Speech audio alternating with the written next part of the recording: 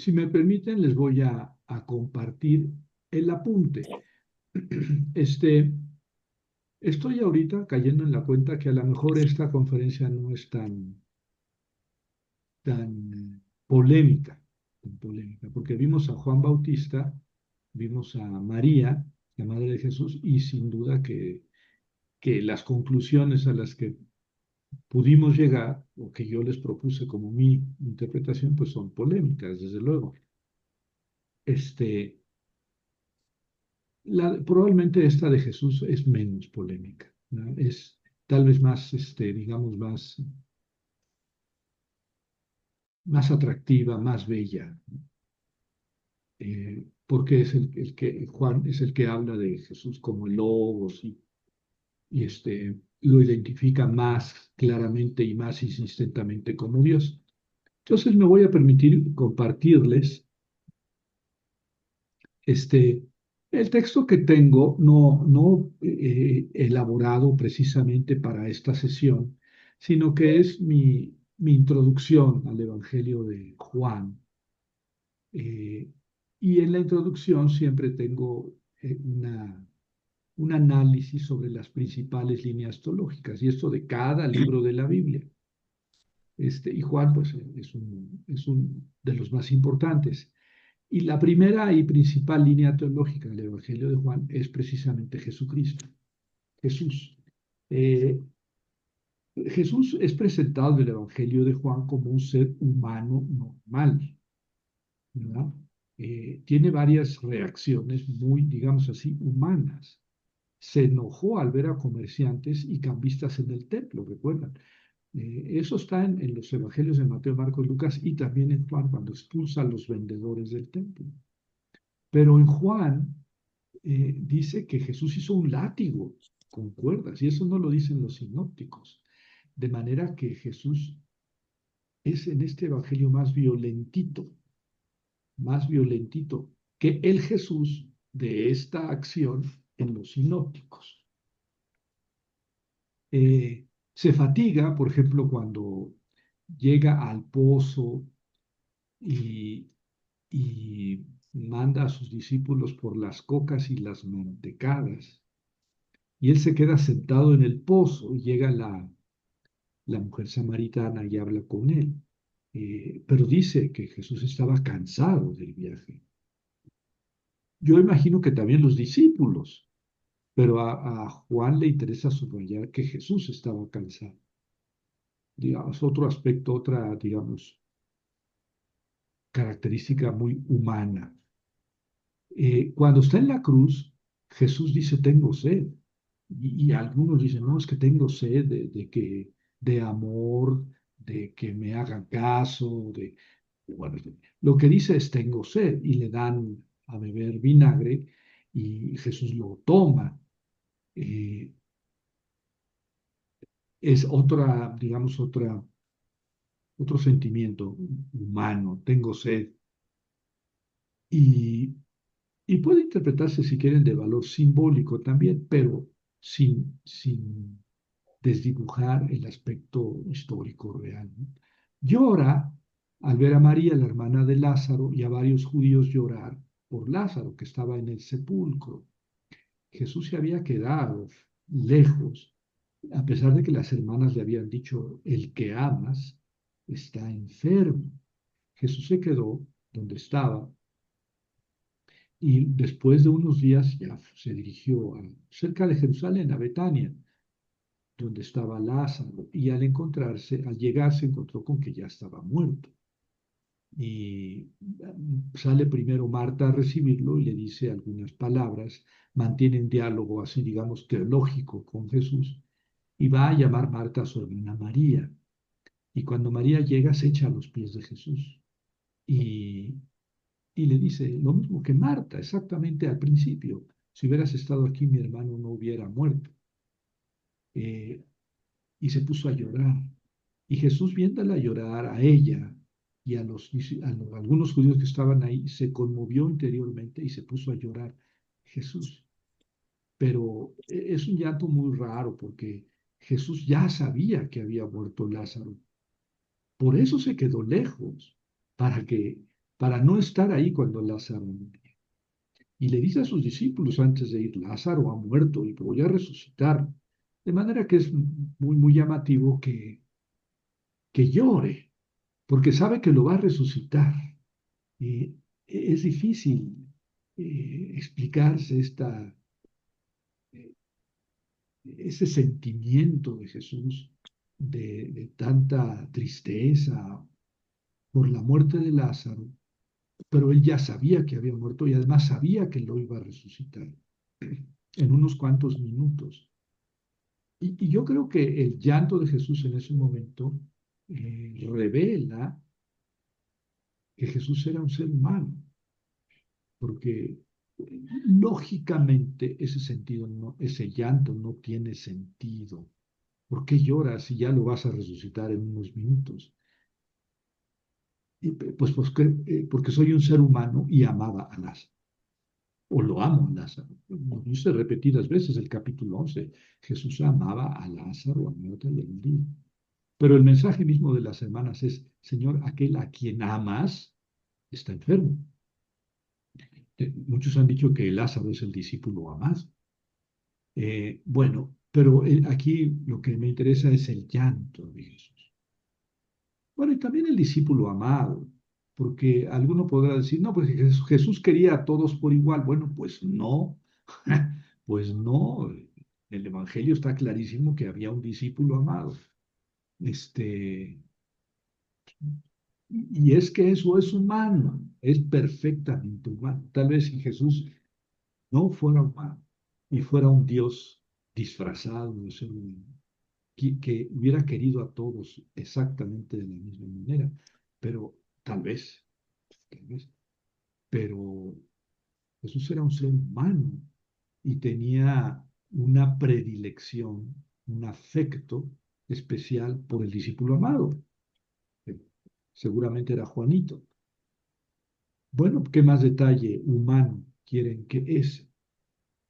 Eh, También siente empatía con la multitud hambrienta antes de la multiplicación de los panes. Me dan pena porque no tienen que comer. También cuando va caminando sobre el agua hacia sus discípulos porque están atormentados en una tormenta, se acerca a ellos y les dice que no se asusten, soy yo. Sí, es este sentimiento de empatía con los que están sufriendo. De hecho, fíjense que el cuarto evangelio es en el que más se predica que Jesús era un ser humano. Algunos traducen como hombre. Bueno, a mí me gusta ser humano porque la palabra griega es antropos, y quiere decir ser humano en general. Bueno, en el evangelio donde más se dice ese hombre, este hombre, refiriéndose a Jesús, es en el de Juan. Es curioso porque Juan es el que más presenta a Jesús como Dios. Si ustedes quieren más abstracto, más divino y más espiritual, también es el que más lo presenta como ser humano. Dice algún autor, el Evangelio según San Juan sigue siendo el Evangelio de Jesús, no en el sentido de que los demás no hablen de Jesús, sino de que todo el Evangelio se puede resumir, todo el Evangelio de Juan, se puede resumir en la respuesta a la pregunta, ¿quién es Jesús?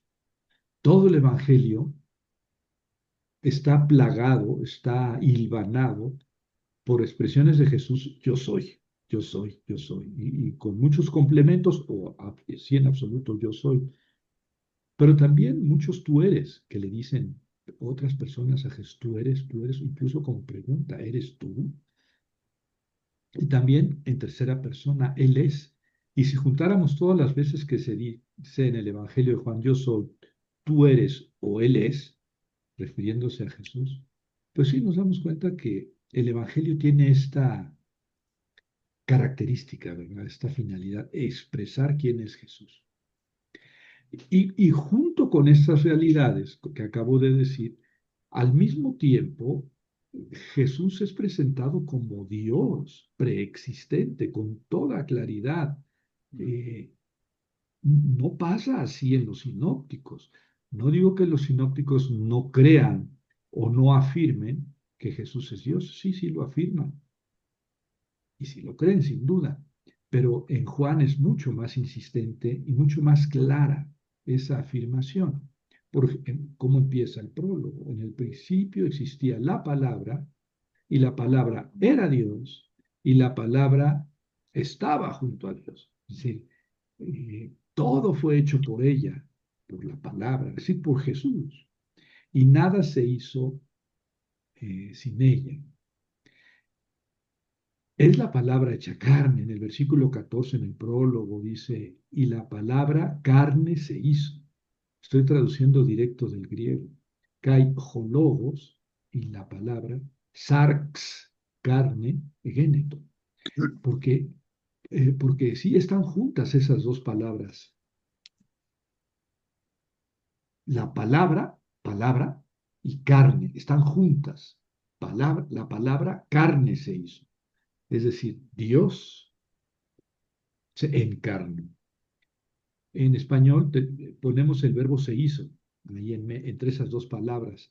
Decimos, la palabra se hizo carne, pero en griego es, digamos que literalmente sería, la palabra carne se hizo. Y quedan juntas esas dos palabras, en cierta forma contradictorias, como un oxímoron. Es el creador, en 1:10 dice, todo por él se hizo por ella, y sin ella nada se hizo, o sea, por la palabra. O sea, ya de entrada, Jesús es presentado como Dios, preexistente. Es la luz, dice de Juan Bautista, no él, no era la luz, sino quien diera testimonio de la luz. La luz es Jesús, es el Hijo, la palabra. Y por él, por la palabra, llegan la gracia y la verdad. La gracia y la verdad nos fueron entregadas por Jesucristo. La ley fue entregada por Moisés. Bueno, en el prólogo, el logos está relacionado con la sabiduría del Antiguo Testamento. Ahí no me voy a meter, no es el caso. Más que con el logos gnóstico o hermético, porque algunos han querido decir, no es que el logos viene del gnosticismo o del hermetismo. Para mí, mucho más sencillamente se explica la palabra logos como proveniente de la sabiduría. Y ahí pongo unos textos que son himnos a la sabiduría en el Antiguo Testamento y que se acercan a lo que dice Juanito sobre logos. Pero noten que es pues, de todas maneras hablando del Dios preexistente, el logos. Jesús es el pan de Dios que baja del cielo y da la vida al mundo. Eh, sí, existía, o sea, que baja del cielo. Jesús es el pan, el alimento que baja del cielo. Existía antes de Abraham, así dice. Yo existía antes que Abraham. Pues ya Abraham había vivido pues como unos 1800 años antes que él. Entonces, bueno, sí, de hecho los judíos dicen, pues estás bien viejo, porque si viste a Abraham, pero él dice, yo existía antes que Abraham. Existía antes de que el mundo fuese. En el capítulo 17 que vamos a leer más adelante, dice yo, existía antes de que el mundo fuese. Es decir, Juan tiene estos contrastes, presenta a un Jesús muy humano, con sentimientos y emociones muy humanas, pero también es el que más subraya la preexistencia y la divinidad de Jesús. Jesús es omnisciente, ¿verdad? Le dice la samaritana, ve y llama a tu marido. No tengo marido. Tienes razón, porque has vivido con 6 hombres y el que tienes ahora no es tu marido. ¿Cómo supo eso? Bueno, esos son detalles del del Jesús juánico. Es omnisciente, lo sabe todo. Sabe que el paralítico había padecido durante muchos años su enfermedad. Y ahí lo dice en el Evangelio de Juan. Jesús sabía que tenía muchos años padeciendo esa enfermedad. En la multiplicación de los panes dice, Jesús sabía lo que iba a hacer ¿verdad? Y sabía que algunos discípulos estaban murmurando y que algunos no creían en él.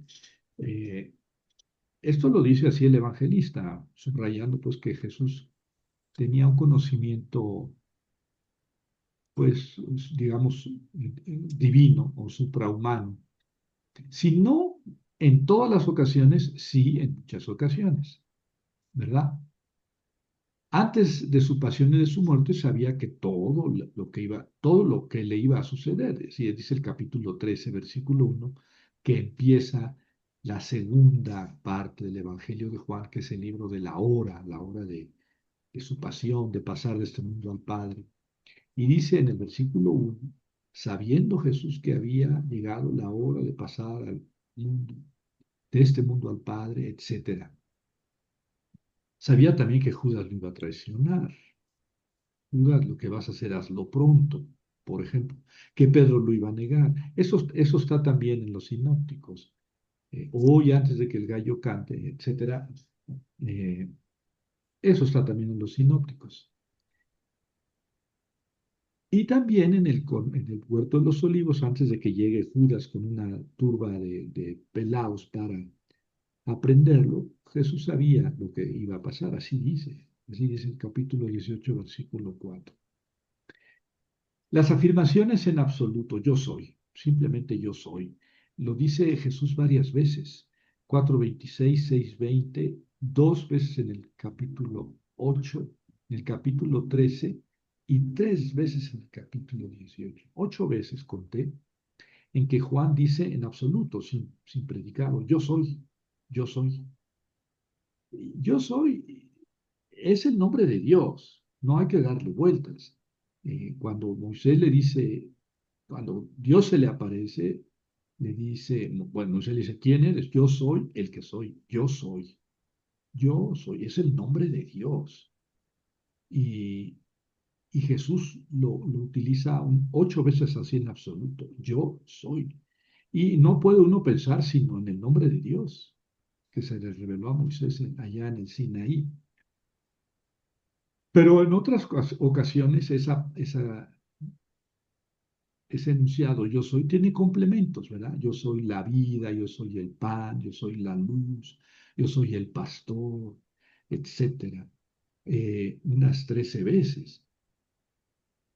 Y entonces de esa manera el yo soy, el absoluto yo soy Dios, se revela como el Salvador.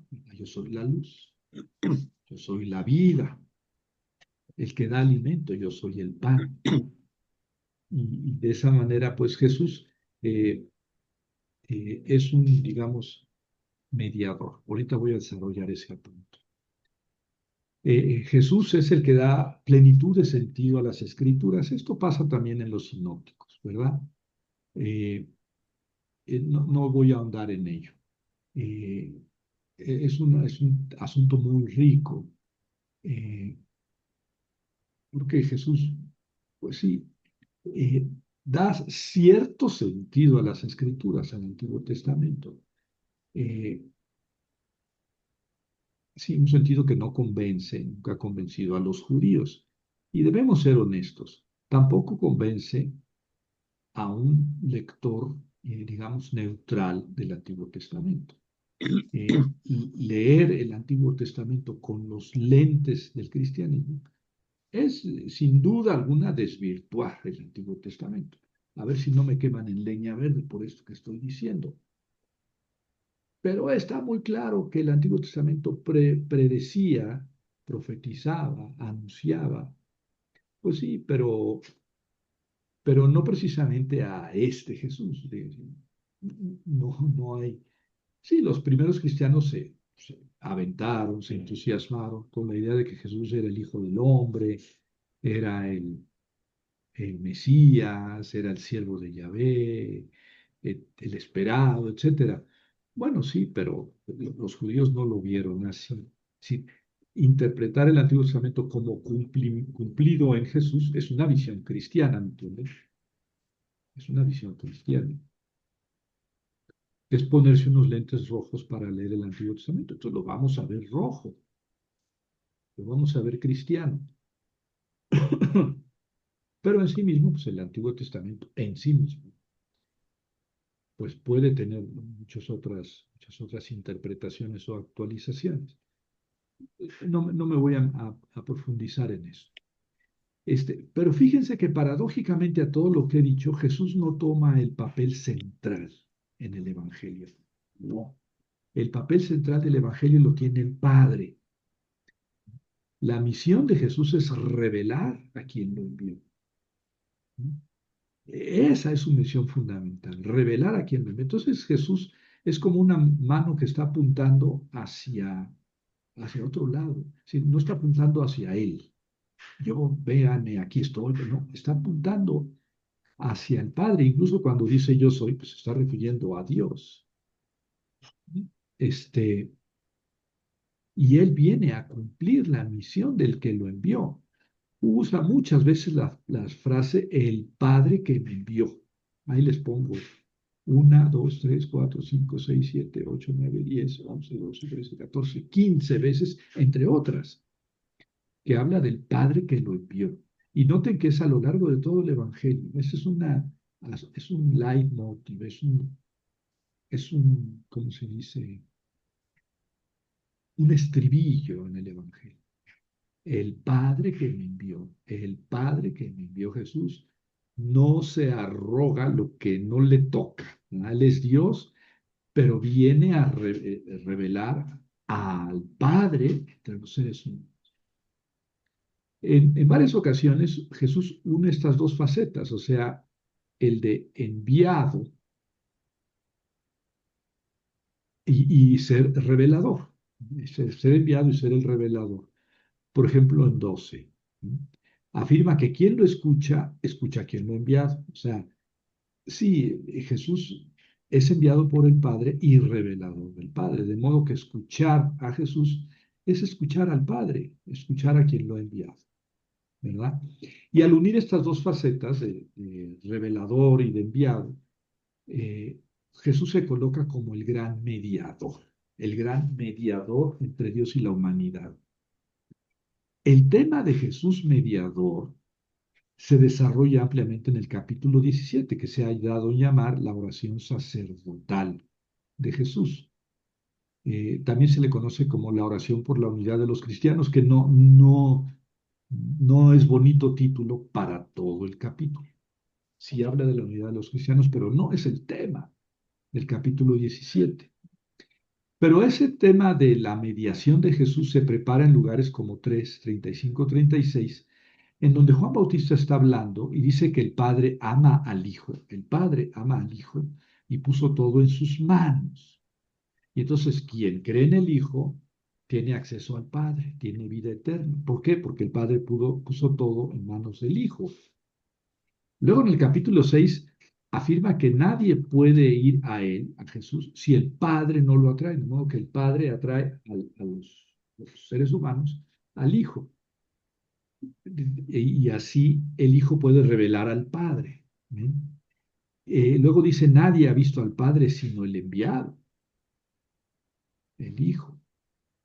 Que Él es el pan bajado del cielo y quien lo come vivirá. Entonces, noten que es mediación, es el pan que baja del cielo enviado por el Padre y los seres humanos que comen de ese pan vivirán. Eh, entonces me voy a centrar en el capítulo 17. Con eso voy a terminar esta conferencia porque es lo fundamental del Evangelio. eh, Jesús en el Evangelio de Juan. Jesús es el mediador entre Dios y los hombres. Pongo aquí un esquemita, porque miren, un esquemita siempre hace bien. Ahí está. El Padre es Dios, el Hijo es Dios y la humanidad no es Dios. Si ahora vamos de abajo para arriba, la humanidad es humana, el Hijo es humano y el Padre no es humano. ¿Ven? Resulta entonces que el Hijo participa de Dios, es Dios, y el Hijo también es un ser humano. Dios, el Padre, no es humano y los seres humanos no son Dios, no son el Padre. El único que tiene las dos, digamos, naturalezas es el Hijo. Por eso el Hijo está en medio. Digamos que el Padre se comunica con la humanidad por medio del Hijo y la humanidad se comunica con el Padre por medio del Hijo. ¿Sí? Este esquemita así de sencillo, es fundamental para entender el Evangelio de Juan, ¿verdad? El capítulo 17 es probablemente el texto más hermoso que hay en la Biblia. A mí es el que más me gusta en la Biblia, así como oración, el capítulo 17 de Juan. ¿Y por qué? Pues Juan es el teólogo de los cuatro evangelios. No que los otros tres no lo sean, pero el teólogo es Juanito. Y dentro del Evangelio de Juan, el capítulo 17 es como el eje del Evangelio, porque revela toda la intencionalidad de Juanito al exponer a Jesús. Jesús es hijo de Dios y por tanto es Dios, pero también es un ser humano. Entonces, es el único ser en el universo que puede estar entre el Padre y la humanidad. Es el único mediador, no hay más mediador que ese, que el Hijo. Entonces el Hijo está entre el Padre y la humanidad, de modo que el contacto entre el Padre y la humanidad solo puede darse a través del Hijo. Si el Hijo es la vida o el pan vivo, la humanidad puede acceder al Padre si come de esa vida, el Hijo. En Juan 6:57, Jesús dice que el Padre viviente lo ha enviado y que Él vive por el Padre. El Padre me ha enviado y yo vivo por el Padre. De la misma forma, quien se lo coma a Él, al Hijo, tendrá vida gracias a Él. El Padre lo envía como alimento y si los hombres comen al Hijo, tendrán acceso al Padre. Es el mismo esquemita. En el capítulo 13, versículo 20, dice que quien lo acoge a él, a Jesús, acoge al que lo envió. El que me acoge a mí, acoge al que me envió. En 14:20 afirma que él está en su Padre y los discípulos están en él. Es decir, yo estoy en el Padre, dice Jesús. Yo estoy en el Padre y ustedes están en mí. Ya la hicimos, ¿no? Bueno, vamos a leer el capítulo 17. En los primeros versículos Jesús pide por él. Jesús dijo esto, levantó sus ojos al cielo y dijo, Padre, llegó la hora. Glorifica a tu Hijo para que tu Hijo te glorifique a ti. Está pidiendo por él, ¿no? Glorifícame. Así como le diste autoridad sobre toda carne, que dé vida eterna a todos los que le entregaste. Ahí está lo central de esta introducción. Tú le diste autoridad sobre toda carne, Padre al Hijo, ahora que el Hijo dé vida eterna a todos los que tú le entregaste. Y esta es la vida eterna, que te conozcan a ti, el único Dios verdadero, y al que enviaste, Jesucristo. Yo te glorifiqué en la tierra, cumpliendo la obra que me encargaste realizar. Ahora, Padre, glorifícame tú junto a ti con la gloria que tenía antes de que el mundo fuera. O sea, es una confesión directa y clara de la divinidad de Jesús, ¿verdad? Y de su papel mediador, ¿no? Le diste autoridad sobre toda carne, está hablando de sí mismo.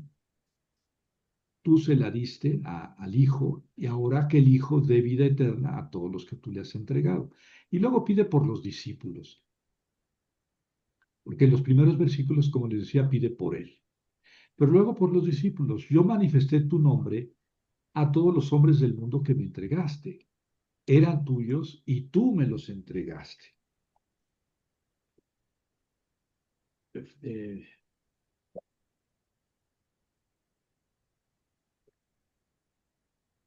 Ellos han observado tu palabra y ahora saben que todo lo que me has dado es tuyo pues les he dado las palabras que tú me diste. Siempre en medio Jesús o el Hijo. Ellos recibieron o supieron en verdad que de ti salí y creyeron que tú me enviaste. Por ellos pido, no pido por el mundo, sino por los que tú me diste, porque son tuyos. Lo que es mío es tuyo y lo que es tuyo es mío. Recurran al esquemita. Lo que es del Padre es del Hijo y lo que es del Hijo es del Padre. Ahora, los seres humanos son del Hijo. Bueno, los que no son del mundo, ¿verdad? Los que han aceptado. Yo he sido glorificado en ellos. Y aquí está el versículo central. Yo no estoy en el mundo, pero ellos están en el mundo. Yo voy a ti, Padre Santo. Cuídalos en tu nombre, en el que me diste, para que sean uno con nosotros. Esta es la expresión más bella, más teológica y más profunda de toda la Biblia, desde mi punto de vista. Que ellos, los discípulos, sean uno entre ellos, como nosotros, como tu Padre en mí y yo en ti. Es decir, esta es prácticamente la divinización de los seres humanos. ¿Sí? Que ellos sean uno como nosotros somos uno. Cuando estaba con ellos, los cuidé en tu nombre en el que me diste, los guardé y ninguno de ellos se perdió, excepto el hijo de perdición para que se cumpliera la escritura, que aquí tendríamos que hablar, pero bueno, no es el momento. Pero ahora voy a ti y digo estas cosas estando en el mundo, para que tengan ellos para que tengan en ellos mi plena alegría. Yo les he dado tu palabra y el mundo los odia porque no son del mundo, como yo tampoco soy del mundo. Como ven aquí, la palabra mundo son los que han rechazado, ¿no? A Jesús. No pido que los saques del mundo, sino que los guardes del mal. Ellos no son del mundo como yo tampoco soy del mundo. Santifícalos en la verdad. Tu palabra es la verdad. Y aquí están los dos versículos, otros dos versículos capitales en este desarrollo. Como me enviaste al mundo, yo los envío al mundo. ¿Ven? Otra vez. El Padre envió al Hijo, el Hijo envía a los seres humanos, a los hombres. Yo me santifico a mí mismo, me consagro, podríamos traducir aquí. Me consagro a mí mismo por ellos, para que ellos sean santificados en la verdad. Es decir, aquí otra vez la divinización del ser humano. Me santifico a mí mismo por ellos, para que ellos sean consagrados en la verdad. No te pido solo por estos, sino por los que van a creer en mí por su palabra. Y ahora pide ya pidió por él, ya pidió por los discípulos, ahora va a pedir por todos los creyentes. Que todos sean uno, como tú, Padre, estás en mí y yo en ti, para que ellos estén en nosotros y que el mundo crea que tú me enviaste. ¡Wow! ¿Ven el nivel de teología y de espiritualidad a que llega Juanito en este versículo? De teología, porque está hablando de la divinización del ser humano. Sí, eso no está a discusión, ahí lo dice, que todos sean uno, como tú, Padre, estás en mí y yo en ti, que ellos también estén en nosotros. ¿Mm? Que sean uno en nosotros. Bueno, si no, pues que alguien me lo explique, ¿verdad? Yo creo que esto está más allá de cualquier explicación. Es, digamos, la máxima aspiración del ser humano. Porque, bueno, el hecho mismo de que Dios se haya hecho hombre trae la divinización del ser humano. Háganle como quieran. Porque Jesús era un ser humano y los seres humanos unidos a Jesús ya están unidos al Hijo y el Hijo está unido al Padre. O sea, así es digamos, el impulso de esta oración sacerdotal.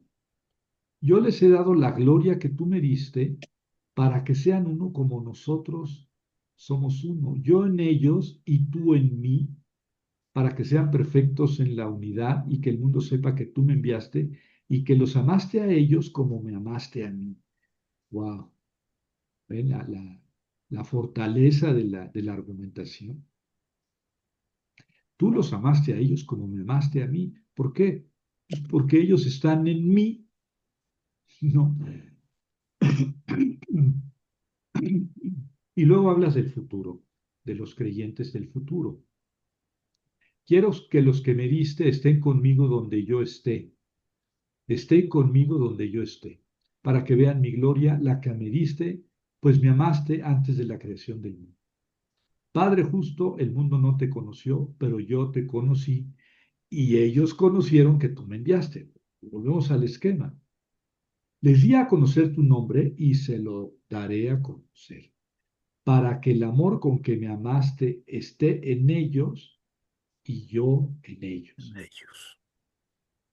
Como ven, es una oración que a mí me gusta el nombre que recibió hace muchos años, de oración sacerdotal, porque el sacerdote es un mediador. Y aquí Jesús, el Hijo, es el que está en medio, literalmente en medio. ¿Por qué? Porque es Dios como el Padre y es humano como lo es la humanidad. Entonces, puede unir lo divino con lo humano, digamos así, digamos resumidamente. El Hijo es el único que puede unir a la humanidad con el Padre y es el único. ¿Mm? No hay otro ser sobre la tierra. Podríamos inventarnos mediadores entre el Hijo y la humanidad. Sí, sí, sí. Pero, pero el capítulo 17 de Juan y en los otros textos que leímos dicen que Jesús es el único que puede tener esta capacidad y dice claramente por qué, ¿verdad? Bueno, para mí que este es, digamos, la síntesis más profunda, la cumbre del pensamiento juánico sobre Jesús, que de alguna manera está en los sinópticos, pero no con esta fuerza, con esta claridad y con esta insistencia. Esto solamente lo encontramos en el Evangelio de Juan. Los autores dicen que el capítulo 7 de Juan fue hecho por el mismo autor que el que hizo el prólogo. Y bueno, es que muchos autores suponen que el capítulo 7 y el prólogo no los hizo Juanito, pero eso no importa, o sea, no es lo que ahora nos ocupa, son parte del Evangelio de Juan y son, digamos, las cumbres del pensamiento juánico en la cristología.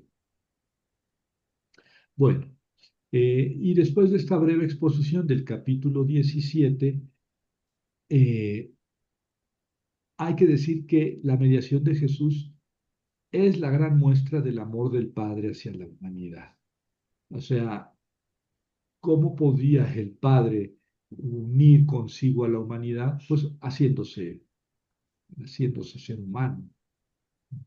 Y esto es el Hijo, es Dios hecho humano. Jesús lo sintetiza en 3:16, este amor del Padre. El amor del Padre hacia la humanidad está revelado en Jesús, ¿no? Porque es el mediador. Y dice el capítulo 3, versículo 16, tanto amó Dios al mundo que le entregó a su Hijo único para que todo el que crea en él no perezca, sino que tenga vida eterna. Ahí está la intención del Padre, eh, que los seres humanos, ¿no?, tengan vida eterna. ¿Y cómo? Pues a través del mediador. Eso es lo que Dios dispuso, un mediador, que es su Hijo mismo. Y de esa manera, les presenté una síntesis del pensamiento cristológico del Evangelio de Juan. En resumidas cuentas, Juan, en el Evangelio, presenta a un Jesús muy humano, muy humano. Ese llanto, cuando llegó con Lázaro y que se lo encontró muerto y vio llorar a María, yo creo que Jesús amaba a María. Esta no es la Magdalena, es María de Betania, la hermana de Lázaro. Y, y Jesús la amaba. Y cuando esa mujer se puso a llorar a sus pies, Jesús se conmovió interiormente, se conmovió y lloró. Ah, Jesús, pero qué taradito eres. Pues si ya sabes que lo vas a resucitar y que no pasarán 5 minutos sin que lo resucites y lo vas a volver. Sí, pero era un ser humano. Yo así lo interpreto, así lo entiendo, ¿verdad? Porque no es una computadora ni es una máquina de lógica. Es un ser humano y su amigo había muerto y su hermana del amigo estaba llorando y Jesús le pegó, eso le pegó. Y algunos otros detalles, ¿verdad? Que ya hemos hablado. Es sorprendente todas las veces que se dice yo, que Jesús dice yo soy, o que la gente dice tú eres tú eres, eh, o que la gente hablando de él dice él es.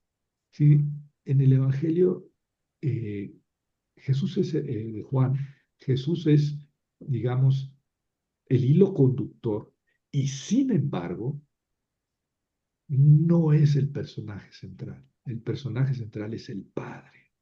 Jesús es el revelador, el Hijo, el mediador entre Dios y los hombres. Y esta teología, bueno, está en los otros evangelios, está en Pablo, pero en Juan está dicho además con una forma muy bella, muy simple, porque el lenguaje de Juanito es bastante simple. Pero ahí está. Bueno, ¿qué les parece? Hoy me lucí de cortito, porque la vez pasada me lucí de larguito en el tiempo. Entonces, les debía unos minutos, dedíquese. Ahora se los pago. Pero, ¿qué les parece el Jesús Juánico?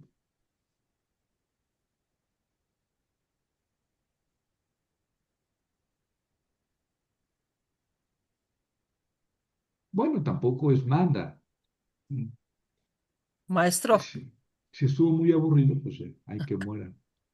Y si estuvo muy claro, pues todo bien, no hay nada que preguntar. Margarita, si de ahí viene la frase de todos somos uno, sí, de ese sí, evangelio. de Juan 17, la oración llamada sacerdotal. Ajá. Y sacerdotal porque es el mediador, por eso me gusta. Jesús es el sumo y eterno sacerdote, es Jesús. Por eso me gusta llamar la oración sacerdotal, por el contenido teológico. Y ahí está. Ok, no, no lo había yo tomado en ese aspecto. Juanito 17 es bonito para meditar, es muy Ajá. bonito, muy Javier, profundo ese evangelio. ¿Sí, Javier, Mario? sí, Sí. mira, en el Evangelio de Juan, a mí me gusta mucho repasar una y otra vez para darme confianza e igual a los catequistas y a las catequistas, este capítulo 14, versículo 12.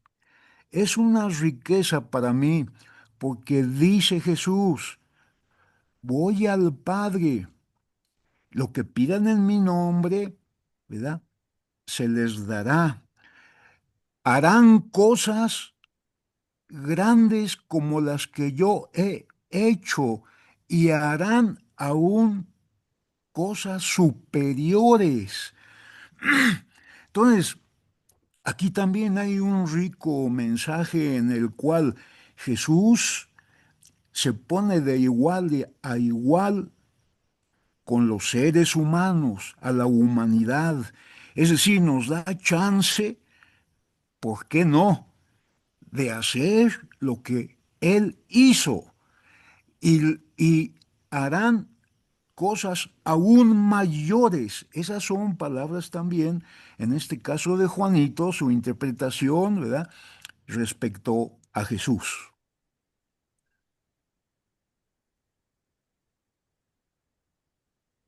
Lo único que falta es que nos lo creamos. Eso. Muy bien. Bueno, Jesús no fue el máximo taumaturgo de la Biblia.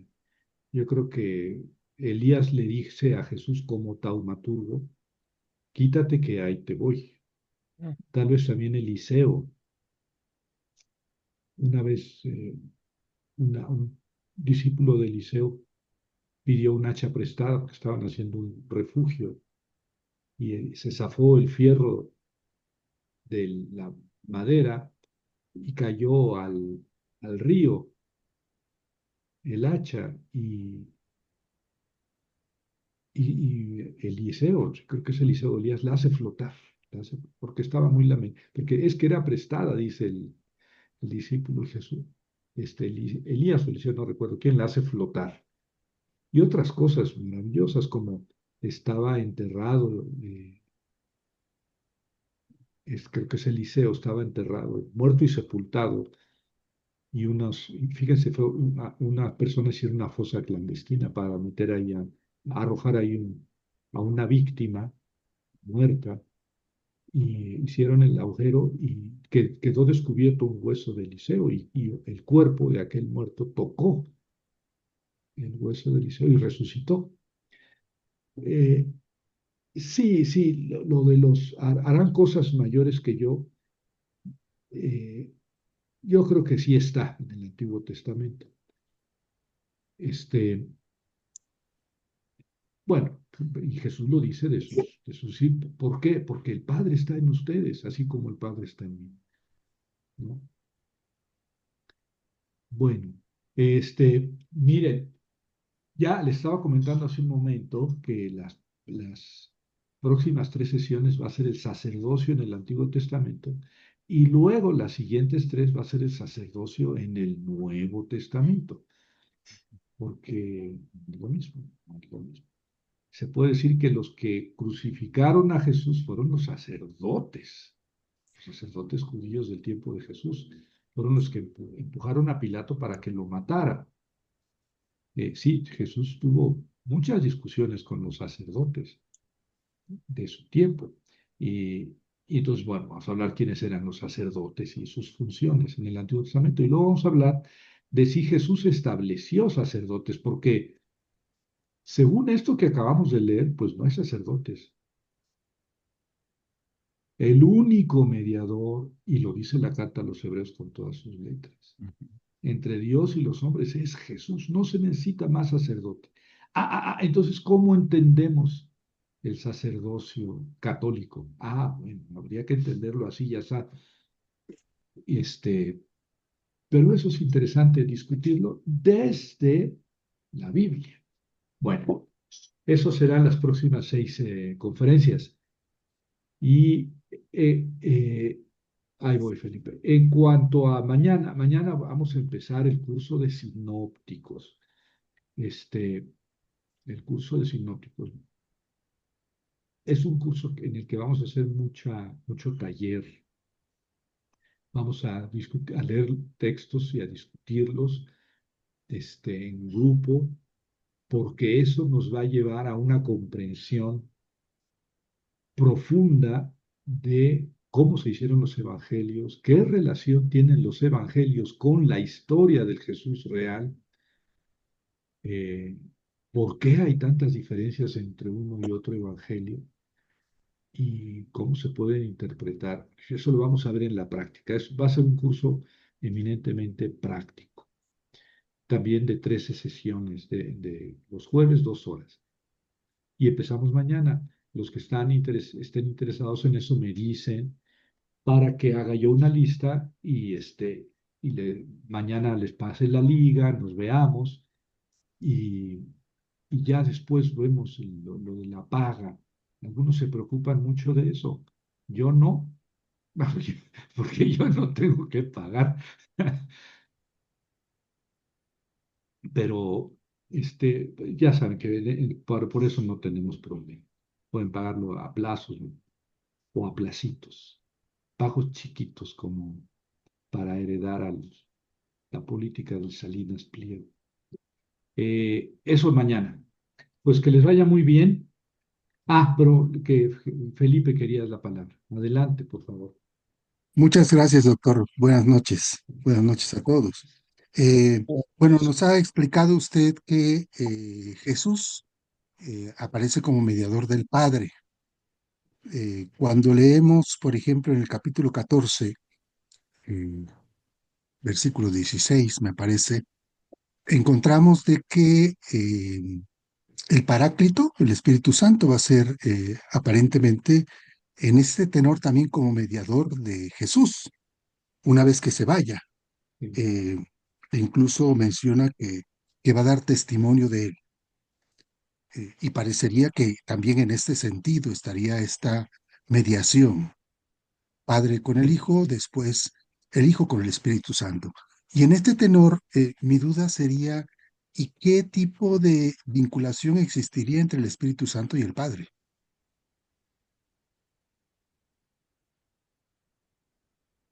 Qué buena pregunta. A ver quién la quiere responder, que yo no.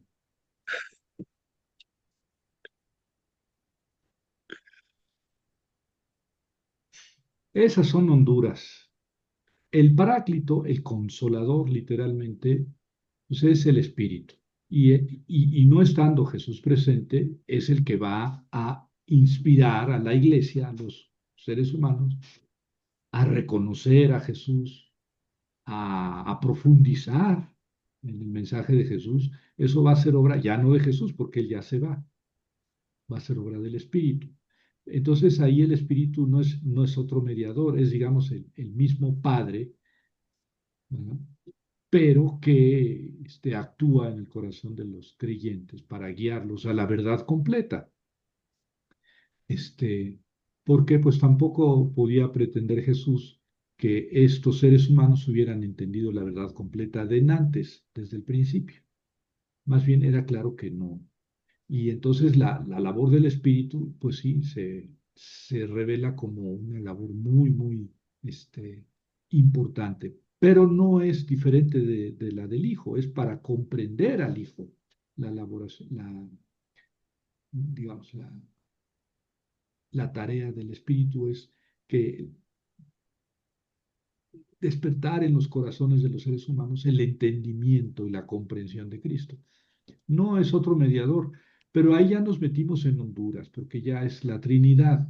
Y yo no he encontrado un ser humano que entienda la Trinidad. Y es más, no lo voy a encontrar. Ah, les apuesto. Vamos haciendo una, una apuestita. No hay, se pueden hacer muchos tratados sobre la Trinidad, pero yo vuelvo a esa imagen, que no sé si sea cierta, de un niño que estaba en la orilla del mar queriendo llenar un hoyito que había hecho con el dedo en la arena con el agua de mar. Y entonces San Agustín, que había estado pensando filosófica y metafísicamente sobre la Trinidad durante muchos días, estaba agotado. Y al ver al niño se sonrió y dice, niño, ¿pero qué estás haciendo? Voy a meter el océano en este agujerito. Y pues, por principio de cuentas, ya cuando llegas al mar, ya el agua se absorbió en la arena. O sea, no te das cuenta, so penco. Y entonces el niño le dice, bueno, pues tú quieres meter a Dios en tu cabecita.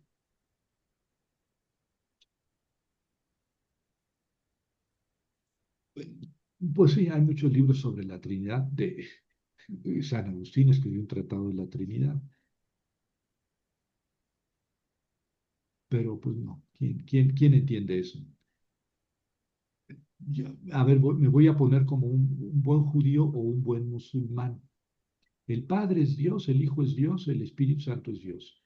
Son tres personas diferentes, el Padre, el Hijo y el Espíritu Santo, pero un solo Dios. Ya no entendí nada, eso es politeísmo puro. Si son tres personas diferentes, son tres dioses. Ahora, demuéstrenles que no tienen razón. No lo van a hacer, no van a poder. Si son tres personas, son tres dioses. Pero no, es que el Padre. ¿Para qué discutimos de lo que no entendemos? Así que yo te dejo la tarea, Felipe, a ver si la próxima semana tú nos traes una conferencia sobre el Espíritu Santo. Bueno, que les vaya muy bien, que descansen. Hoy terminamos temprano. Eh, Bravo, qué bueno. Eh, Nos vemos la próxima semana. Ya dije sobre Leví. Vamos a hablar sobre Leví, el hijo de Jacob, que según esto recibió como tarea el sacerdocio entre las tribus de Israel. Que descansen, que les vaya muy bien. Muchos saludos Gracias, a buenas Gracias, noches. buenas Muchas noches. gracias. Gracias. Buenas Muchas noches. Buenas gracias. noches a Buenas Noches a todos. noches. todos. Gracias, maestro. Buenas Muchas noches, gracias. maestra. Hasta Los luego. miércoles, ¿verdad, Gracias. maestro? Buenas noches. Pati, Maroto, la extrañamos.